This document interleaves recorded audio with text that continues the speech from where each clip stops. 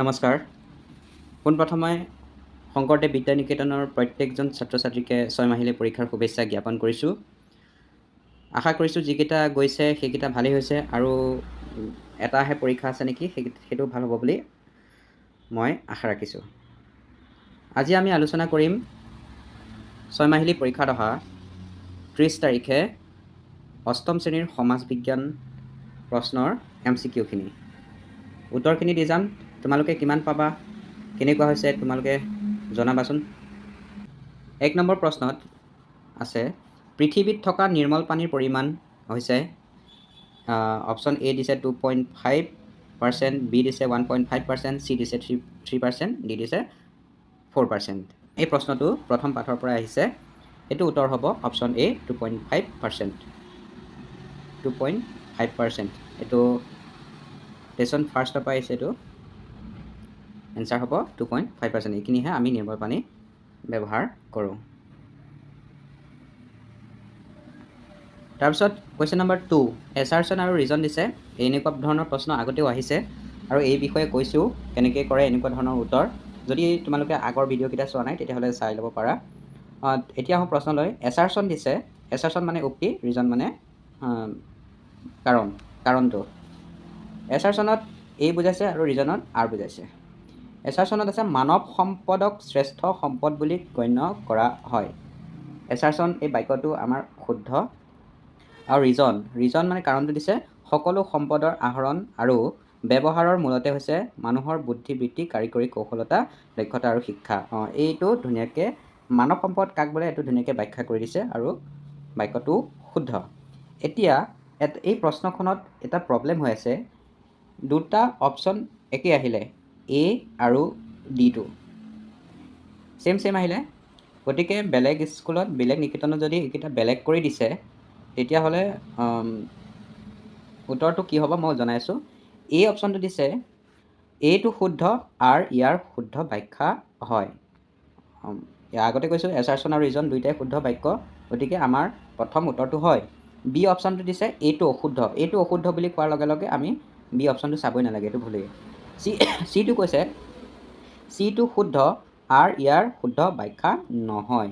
এইটো নহয় বুলি ক'লে, গতিকে এইটো আমাৰ উত্তৰ নহয়। ডিটো একে যেতিয়া আমাৰ এনচাৰ হ'ব এ বা ডি। যদি কাৰোবাৰ স্কুলত এই বাক্যটো এইটো এটা হ'ব লাগিছিল, ইয়াত এটা হ'ব লাগিছিল, অশুদ্ধ হ'ব লাগিছিলে। যদি অশুদ্ধ কৰি দিছে এইটো এনচাৰটো ভুল হৈছে, আৰু যদি কৰা নাই তেতিয়াহ'লে দুইটাই হয় এনচাৰটো। মানে আমাৰ এনচাৰটো হ'ব লাগিছিল অপশ্যন এ।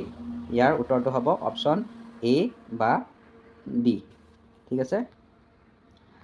3 নম্বৰ, আলিবাট, ৰেলপথ, নদীৰ কাষে কাষে গঢ়ি উঠা বসতিক কোৱা হয় এ তৰাৰূপী, বি ৰৈখিক, চি নগৰীয়া, ডি বৰ্গক্ষেত্ৰিক। এইটো হ'ব উত্তৰ ৰৈখিক বসতি, অপশ্যন বি। 3 নম্বৰ উত্তৰটো হ'ব অপশ্যন বি। 4 নম্বৰ প্ৰশ্নত আছে, প্ৰাচীন নগৰৰ উদাহৰণ। এ আছে Puri, B Delhi, C Guwahati, D Nagpur. আমি আগতে জানো যে প্ৰাচীন নগৰবিলাক কি হৈছিলে, ধৰ্মভিত্তিক বা বাণিজ্য ভিত্তিক এইবিলাকৰ বা শিল্পভিত্তিক মানে সেইবিলাক নগৰবিলাক গঢ় লৈ উঠিছিল। সেইবিলাক আধুনিক যুগৰ এইবিলাক নাগপুৰ চাগপুৰ। আমাৰ পুৰীটো হ'ব 4 নম্বৰ উত্তৰ। 4 নম্বৰ উত্তৰটো হ'ব অপশ্যন এ। 5 নম্বৰ প্ৰশ্নটোলৈ আহোঁ। কবিৰে ৰচনা কৰা ভক্তিবাদৰ কবিতাসমূহক কি বুলি কোৱা হয়? দোহা বুলি কয়। আমাৰ 5 নম্বৰ উত্তৰ চি। তাৰপিছতে 6 নম্বৰ, কছাৰীসকলৰ ৰাজধানী আছিল।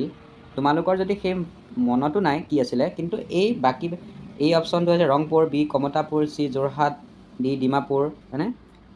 এইবিলাক ৰংপুৰ, যোৰহাট, কমতাপুৰ এইবিলাক আহোমৰ ৰাজধানী বুলি এইকেইটা যদি জানা তেতিয়াহ'লে এইটো উত্তৰ ওলাই আছে। যদিও কছাৰীসকলৰটো পাহৰি গৈছা তেতিয়াহ'লে আমাৰ উত্তৰ হ'ব এইটো অপশ্যন ডি। গতিকে বাকীখিনিও জানিব লাগিব MCQ কাৰণে। বাকীখিনি জনাত সহায় কৰিব। এইটো অপশ্যন কি হ'ব? ডি। এতিয়া আহোঁ প্ৰশ্ন নম্বৰ 7। সংস্কৃতত ৰত্নমালা ব্যাকৰণ ৰচনা কৰিছিলে পুৰুষোত্তম বিদ্যাবাগীশ। এইটো ধুনীয়াকৈ আছিলে কিতাপত। আমাৰ 7 নম্বৰ উত্তৰটো হ'ব অপশ্যন চি, পুৰুষোত্তম বিদ্যাবাগীশ। নৰনাৰায়ণৰ পৃষ্ঠপোষকতাত তেওঁলোকে তেওঁ পুৰুষোত্তম বিদ্যাবাসে ৰচনা কৰিছিল। প্ৰশ্ন নম্বৰ 8, তলৰ কোনটো উত্তৰে ক অংশৰ লগত খ অংশ মিল দেখুৱাইছে? আমাৰ আচল প্ৰশ্নটো এইখিনি নহয়, কিন্তু এইখিনি নহয়, আমাৰ প্ৰশ্ন অপশ্যনকেইটা এইখিনি, এই 4টাৰ ভিতৰৰ পৰাহে বাচিব লাগিব। Option A, option B, option C, এইকেইটাৰ পৰাহে বাচিব লাগিব। তাৰ কাৰণে প্ৰথমতে কি কৰি ল'ব লাগিব? ওপৰখিনি মিলাই ল'ব লাগিব। এইখিনি প্ৰথমতে জানিব লাগিব কোনে ক'ত মানে ৰাজধানী পাতিছিল। প্ৰথমে স্বৰ্গদেউ চুকাফাই প্ৰথমতেই পাতিছিল চৰাইদেউত ৰাজধানী। তাৰপিছতে চুডাংফাই স্বৰ্গোৱাত ৰাজধানী পাতিছিল। তাৰপিছতে চুহুংমুঙে দিহিঙৰ বকতাত ৰাজধানী পাতিছিল আৰু চুক্লেংমুঙে গড়গাঁৱত ৰাজধানী পাতিছিল। এতিয়া আমি চাব লাগিব কোনকেইটাৰ লগত মিলি আছে। এইটো অপশ্যন এ, অপশ্যন এইটোৱে ইয়াত মানে এইটো অপশ্যন এইটো 2ৰ লগত মিলিল আৰু এইটো 1ৰ লগত মিলিল। তাৰপিছতে C2 ক'ত মিলিল? 4ৰ লগত মিলিল, হয়নে? 4ৰ লগত। তাৰপিছতে D2 মিলিলে 3ৰ লগত, হয়নে? 3ৰ লগত। এতিয়া এই ইয়াত চাব লাগিব, এইটো লাইনত চাব, অপশ্যন এত চাব লাগিব।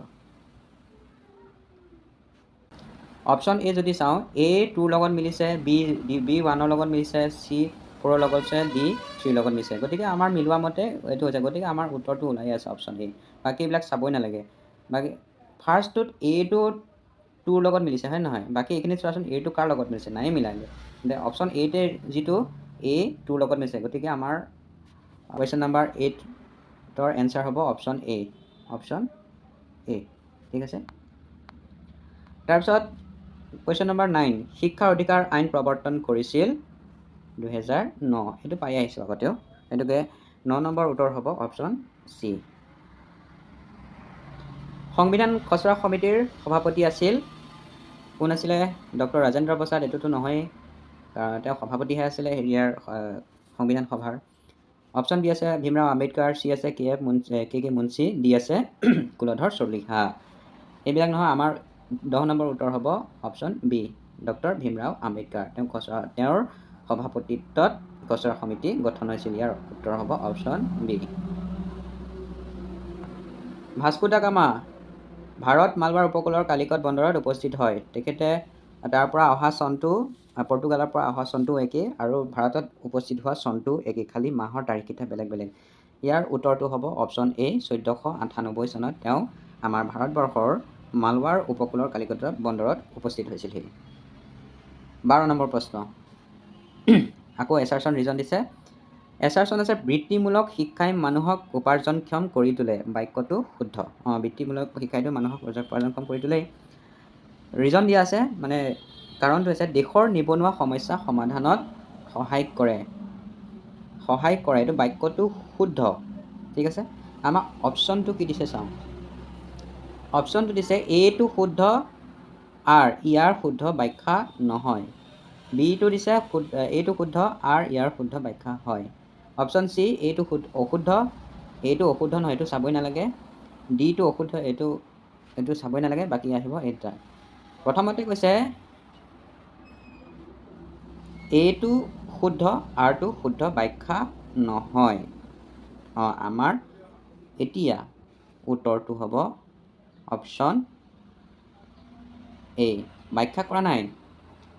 যদিও এইটো বাক্যটো শুদ্ধ, কিন্তু বৃত্তিমূলক শিক্ষা কাক বোলে এই বাক্যটোৱে ব্যাখ্যা কৰা নাই। মানে বৃত্তিমূলক শিক্ষাৰ ফলত কি কি হয় সেইটোহে বাক্য দুটাই দিলে। প্ৰথমটো দিলে বৃত্তিমূলক শিক্ষাই মানুহক উপাৰ্জনক্ষম কৰি তোলে।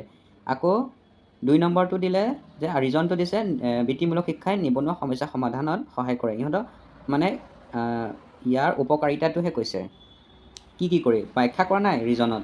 গতিকে আমাৰ শুদ্ধটো উত্তৰটো হ'ব অপশ্যন এ। 13 নম্বৰ প্ৰশ্ন, সংবিধান এখন যেতিয়া প্ৰণেতাসকলে পৰিকল্পিতভাৱে প্ৰস্তুত কৰে তেতিয়া তাক কোৱা হয় লিখিত সংবিধান। পৰিকল্পিতভাৱে কৰি পেলাই যিটো লিখি পেলাই সংবিধানখন প্ৰস্তুত কৰে সেইটো হৈছে লিখিত সংবিধান। গতিকে 13 নম্বৰ উত্তৰটো হ'ব আমাৰ অপশ্যন বি। 14 নম্বৰ প্ৰশ্ন, অপৰম্পৰাগত শক্তি সম্পদৰ উদাহৰণ নহয় সুধিছে। নহয় সুধিছে। সৌৰশক্তিটো অপৰম্পৰাগত শক্তি, কাৰণ ইহঁতক বাৰে বাৰে ব্যৱহাৰ কৰিব পাৰোঁ, মানে আগৰ পৰা ব্যৱহাৰ কৰি অহা নাই। বতাহটো নহয়, জীৱাশ্ম ইন্ধনটো পৰ্যাপ্ত সম্পদ। এইটো জীৱাশ্ম ইন্ধনটো পুৰণি দিনৰ পৰাই ব্যৱহাৰ কৰি আছে। গতিকে আমাৰ শুদ্ধ উত্তৰটো হ'ব অপশ্যন বি। জৈৱ গেছটো আজিৰ যুগতহে এইটো প্ৰস্তুত কৰিছে, জৈৱ গেছ পৰম্পৰাগত শক্তি। গতিকে 14 নম্বৰ উত্তৰটো হ'ব অপশ্যন বি। 15 নম্বৰ, 1 লাখতকৈ অধিক জনসংখ্যা থকা পৌৰ প্ৰশাসনিক এলেকাক কোৱা হয় মহানগৰ। এইটো সকলোৱে পঢ়িব লাগিব, সংখ্যাকেইটা মনত ৰাখিব লাগিব, তেতিয়াহে এই উত্তৰটো কৰিব পাৰিবা। 16 নম্বৰলৈ আহোঁ এতিয়া। ভাৰতলৈ নতুন সাগৰীয় পথ আৱিষ্কাৰ কৰি বেপাৰ বাণিজ্য চলোৱা প্ৰথম ইউৰোপীয় দেশ আছিলে, এইটো হ'ব উত্তৰ পৰ্তুগাল, অৰ্থাৎ অপশ্যন এ। তেওঁলোকে সাগৰীয় পথ আৱিষ্কাৰ কৰিছিলে। গতিকে আমাৰ 16 নম্বৰ উত্তৰটো হ'ব অপশ্যন এ। 17 নম্বৰ, মানৱ সম্পদ উন্নয়নৰ এটা প্ৰধান কাৰক হৈছে, মানৱ সম্পদ উন্নয়নত কোনটো কাৰকে হয়? দৰিদ্ৰতাটো কৰিলে মানৱ সম্পদ উন্নয়ন নহয়, বিষমতা নহয়, অন্ধবিশ্বাস নহয়। গতিকে আমাৰ উত্তৰ হ'ব অপশ্যন চি। এতিয়া আহিছোঁ 18 নম্বৰ প্ৰশ্নলৈ। HRD সম্পূৰ্ণ ৰূপটো সুধিছে, মানে HRD ফুল ফৰ্ম। এইটো উত্তৰ হ'ব অপশ্যন বি, মানে হিউমেন ৰিচোৰ্চ বুলি কৈছে, মানৱ সম্পদৰ কথা ইয়াত আলোচনা কৰা হয় HRDত। গতিকে আমাৰ শুদ্ধ উত্তৰটো হ'ব হিউমেন ৰিচোৰ্চ ডেভেলপমেণ্ট। তাকে ৰিচাৰ্চ নহয়, তাৰপিছত ৰেজিষ্ট্ৰেশ্যন নহয়, এটা ভুল। আমাৰ উত্তৰটো হ'ব বি। 19 নম্বৰ প্ৰশ্নৰ উত্তৰ হ'ব কি? প্ৰশ্নটো কি আছে? 1991 চনত শান্তিৰ নোবেল বঁটা লাভ কৰিছিল, ইয়াৰ ভিতৰত হ'ব আং সান সু কি।